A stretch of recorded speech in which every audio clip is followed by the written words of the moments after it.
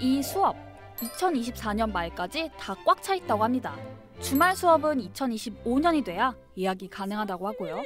어떤 수업일까요? 바로 성교육 과외입니다. 보통 과외는 성적을 높이려고 하잖아요.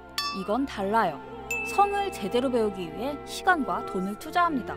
대체 어떤 수업이길래 이렇게나 인기가 많은 걸까요? 오늘은 성교육 과외 현장을 직접 찾아가 봤습니다. 평일 오후 중학생 5명이 편안하게 모여 앉아 이야기를 듣고 있습니다. 코가 크면 어디가 크다, 거기가 크다. 이게 입증되진 않았는데 그런 논문은 있었어. 좀 그렇지 않냐?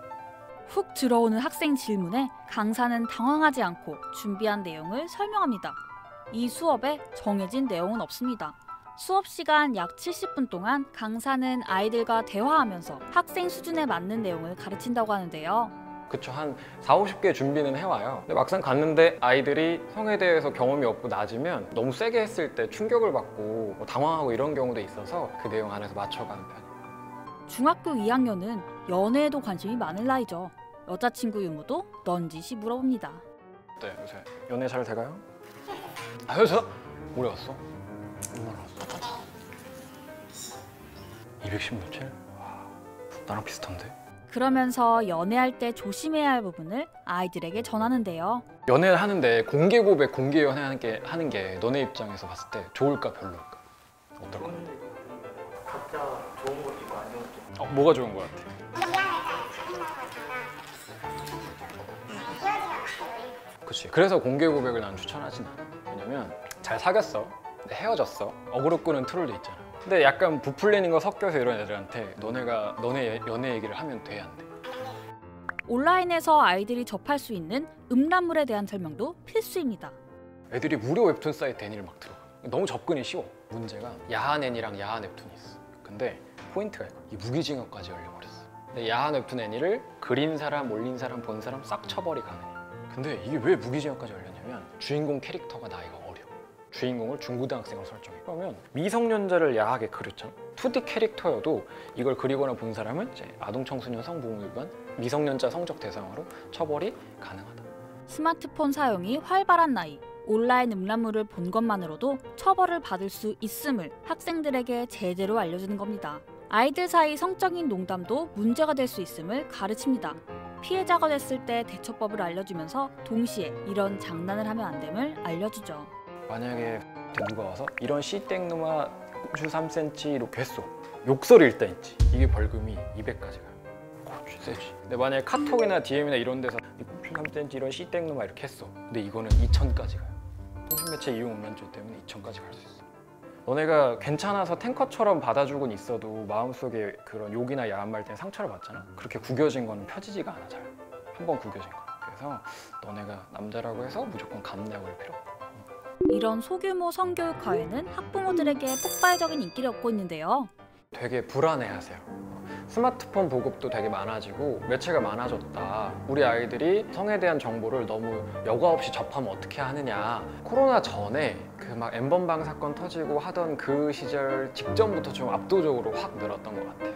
요런 지경이구나. 교육으로 좀 잡아줘야겠구나. 그래서 그때 확 폭발했던 것 같아요. 학교에서는 아이들 개별 상황을 자세히 들여다보고 수준에 맞는 성교육을 해주긴 어렵습니다.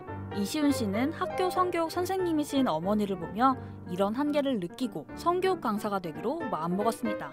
현실에 계신 보건교사분들이랑 가정교사분들 정말 노력하시거든요. 근데 처리해야 될 서류 업무도 많고 아이 한 명 한 명 들여다볼 역량이나 분위기가 좀 안 되는 경우가 많아요. 그래서 그분들도 어쩔 수 없이 좀 제한이 되고 자세하게 좀 욕심내서 의도를 가지고 아이에게 적극적으로 교육을 하셨는데 너무 자세하게 설명한 거 아니냐, 우리에 관심 없다, 왜 이렇게 놀래게 하냐 이런 클레임들이 많이 들어가서 선생님들께서 많이 주저주저하는 경향들이 있으세요. 그러다 보니까 아이들은 딴짓하게 되고 수업 내용이 조금 보편적이고 그냥 추상적으로 되는 경우가 좀 안타깝죠. 그래서 비슷한 수준의 동성 학생들을 모아 성교육 강의를 진행하고 있습니다. 사교육화된 가장 큰 이유 중에 이렇게 소그룹으로 짜서 하려고 하다 보니까 이제 사교육처럼 비용도 올라가고 폼이 잡힌 것 같아요. 중학생을 상대로 하는 성교육 과외 수업 목표는 바로 이겁니다. 중학교 학생들이면 보통 성에 대해서 여러 가지 알게 돼요. 근데 자유롭게 추구해 나가고 검색하고 해도 좋은데 그래도 지킬 건 있다. 최저선은 이 정도가 있다. 그 안에서 편안하게 추구해라. 기준점을 만들어주는 게 제 나름의 목표죠. 학생들은 오늘 어땠을까요? 어떤 부분이 기억에 남아요? 불법 사이트 웹툰을 보면은 이게 좀 공부 주제가 많거든요. 보는 거. 그게 아닌 게 좀 약간 신기했어요. 일상생활에서 친구들끼리나 친한 애들끼리 가볍게 장난치는 것도 불법이 될 수도 있고 심하면 징역도 될 수 있구나. 그런 게 되게 흥미로웠어요. 이 강사는 가정 내 성교육에 대해 부모님께 꼭 당부하고 싶은 게 있다는데요. 부모님이 아이한테 너무 물어보지 않으셨으면 좋겠어요. 아이가 묻지도 않는데 자꾸 부모가 급한 마음에 성에 대해서 이런저런 설명을 하거나 질문하면 아이들은 의심으로 느껴서 좀 피하더라고요. 피하면 점점 음지화돼요. 안 하시는 것도 하는 거예요. 침묵도 메시지니까 굳이 엄마라는 존재, 아빠라는 존재가 성교육을 이만큼 해야겠다고 다가진 않으셨으면 좋겠고 하실 말씀이 있으면 그 말만 하셨으면 좋겠어요. 나는 너가 성적인 표현과 영상을 보더라도 판단할 수 있었으면 좋겠어. 이번 영상을 만든 PD가 추천하는 영상도 보고 가세요.